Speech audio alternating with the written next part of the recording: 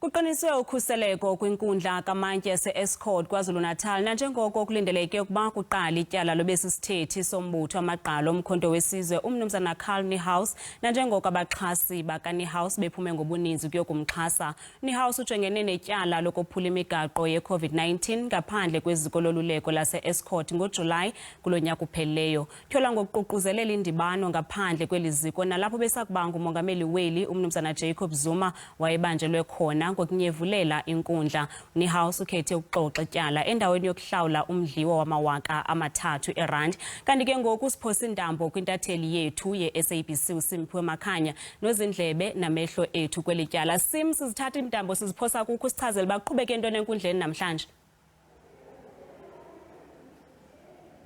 Kunjalo lesangibingelele kwenakala nakuyena umbukeli wezindaba ngalesikhathi ngisho ukuthi impela ngaphandle kwenkantolo ziqinisiwe kakhulu ezokuphepha lapha e-Estcourt njengalokhu ke phela umnumzane uCarl Niehaus obekhulumela iMKMVA evela enkantolo ke namhlanje usuku lokuqala ke lokuthi ke kuqale kuqulwe ekusempeleni ke leli cala lakhe umnumzane uCarl Niehaus asolwa ngalo ukuthi ke wephula imithetho ke ye-COVID-19 ngokukhuluma ke nabantu esithangamini esasibe singavumelekile ngaleso sikhathi. Uzokhumbula ukuthi ngesikhathi kwenzeka lokhu phela kwakusanda kuboshwa loyo owayengumengameli kuleli umnumzane uJacob Zuma eboshelwa ke kulona leli jele elilapha ke e-Estcourt nala khona ke umnumzane uCarl Niehaus ashaqwa khona ke amaphoyisa.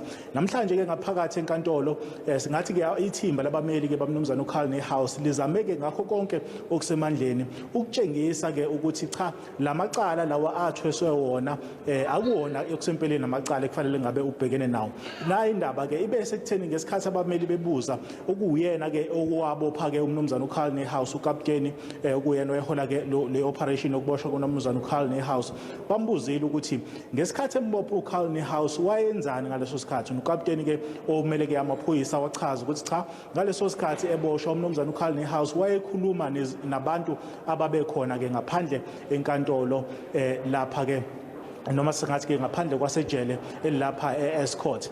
Kepha ke ababukeli bazokhumbula phela ke ukuthi kwenzeka lokhu nje ithimba lesindaba kwa-SABC lalivele lisakaza bukhoma likhuluma naye umnumzana uCarl Niehaus bukhoma okusho ukuthi ke kuzoba nzima impela ke embusweni ukuthi ukwazi ke ukumela lokhu okushilo njengamanje utshela ke inkantolo lapha e-Estcourt ukuthi umnumzana uCarl Niehaus ngesikhathi eboshwa wayeboshwa ke ekhuluma nabantu abameli ke bamnumzana uCarl Niehaus bakubeke ukuthi lokho akusilona iqiniso banabo futhi ubufakazi bokutshengisa ukuthi ngesikhathi eboshwa umnumzana uCarl Niehaus wayengaboshwa ngoba ekhuluma nabantu kepha wayeboshwa ngoba ekhuluma ke nethimba labezindaba khona kwa-SABC. Njengamanje ke lisa inkantolo isathathe ikhefu ukulindeleke ukuthi ibuye nje emuva kwehora lesibili khona namhlanje emini. Uzokhumbula ukuthi leli cala ke libekwe ukuthi liqulwe izinsuku ezimbili okuyinamhlanje nakusasa. Kepha ke sizothola ke isithombe esigcwele uma ngabe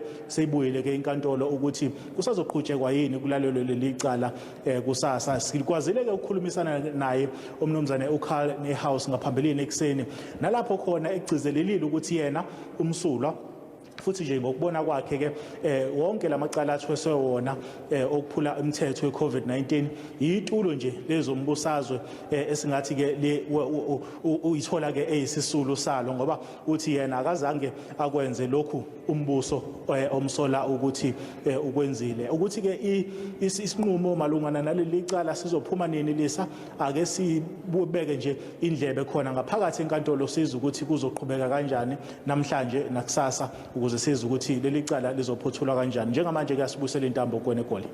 Kumete masibulele kuwe ngexesha lakho. Intatheli yethu ke leyo uSimphiwe Makhanya isasaza ngqo ekwinkundla yasemtshezi KwaZulu Natal.